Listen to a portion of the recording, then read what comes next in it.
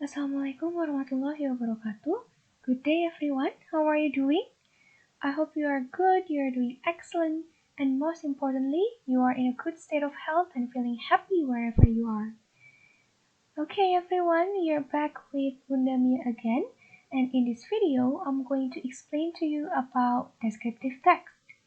So there are four things that we're going to learn today, which are the social function of descriptive text, the generic structure of it, its language features, and lastly, we're going to analyze a little bit an example of descriptive text that I've provided here.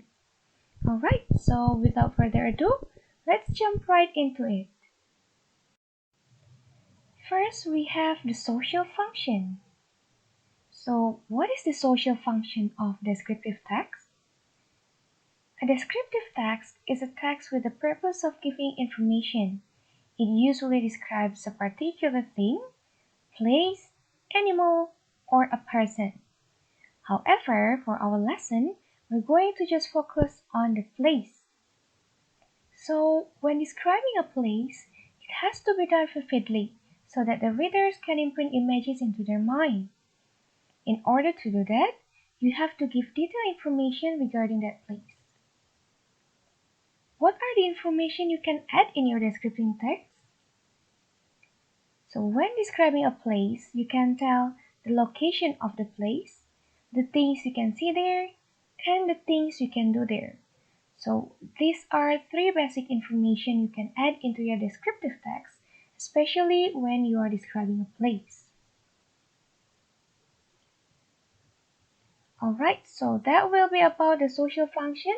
Now we're moving on into the generic structure. The generic structure of descriptive text is quite simple. Those are identification and description. Identification is the first part of descriptive text. Because it is the first part, it is written in the very first paragraph. Identification functions as an introduction of the person, thing, animal, or place that you describe. It also functions as the statement to show that the topic that you're trying to describe is special or distinctive. Here, you can give a short story about the person, thing, animal, or the place that you describe. Now we have description. So description tells the details of the place or thing or animal and a person that you're trying to describe. So in this section, it consists of 2 until 5 paragraphs depending on what information that you want to reveal to your readers. There are several information you may add into your descriptive text, which is part, characteristics, and qualities.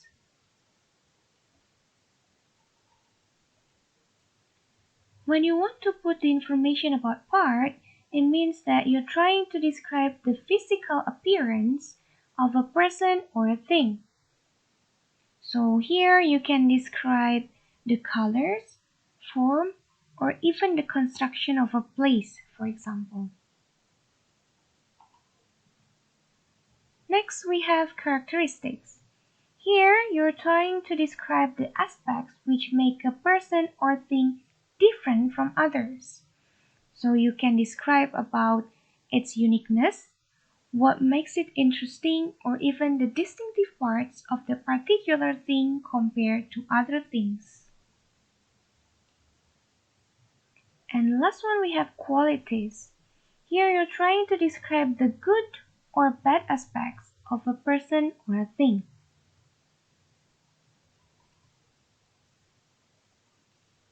So these two are the generic structure of the descriptive text. After that, we have language features.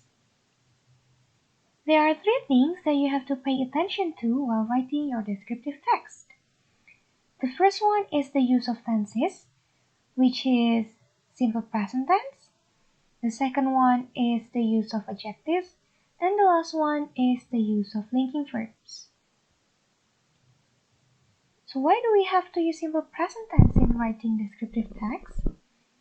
It is because simple present tense is used for things that always behave in a similar way and spontaneous events. So it is also for making sure that the thing or the person that you've described doesn't change in its characteristics. So here I've already provided 4 examples. The visitors enjoy the nature. They express their gratitude to God. The mountain is so high. It also sells a lot of tasty food. If you pay attention carefully to these 4 sentences, all the verbs used here are using simple present tense. So we have enjoy, express, is, and sells.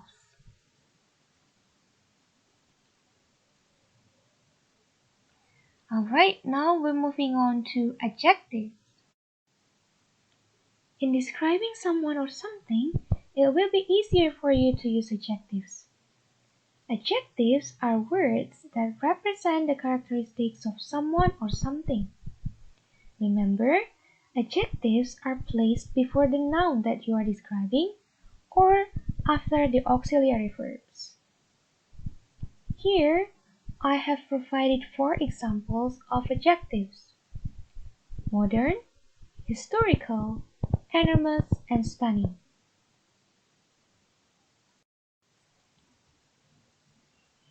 Now we have linking verbs. Linking verbs are the verbs that serve as a connection between a subject and further information about that subject. Sometimes, linking verbs can be in the form of auxiliary verbs and modals, or even in the form of verbs related to the 5 senses. So the examples of linking verbs that is in the form of to be and modals are is, am, are, sometimes it's was and were, should, must be, could be, might, can, shall, and so on, etc.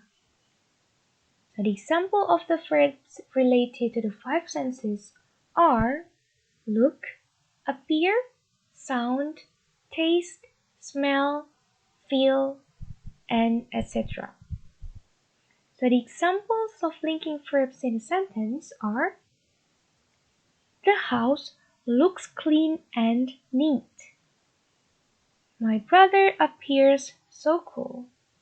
And my cat sounds so excited.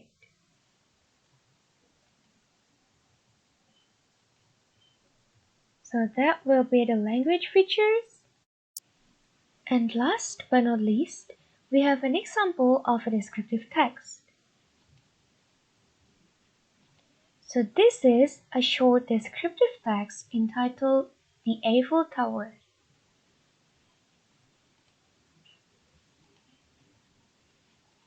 So if we analyze carefully, the first paragraph belongs to identification.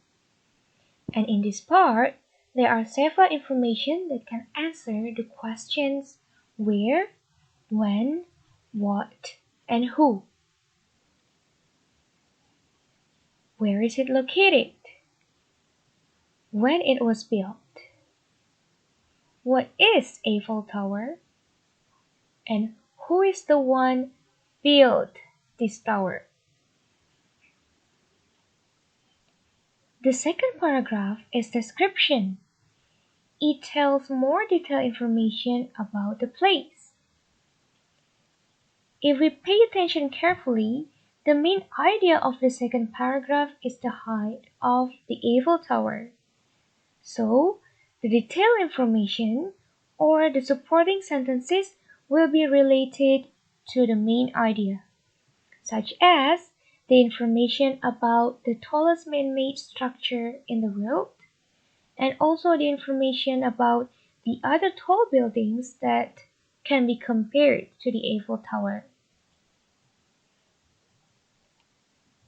Alright, so that will be a short analysis of the text, which is also the last topic that we discussed in this video.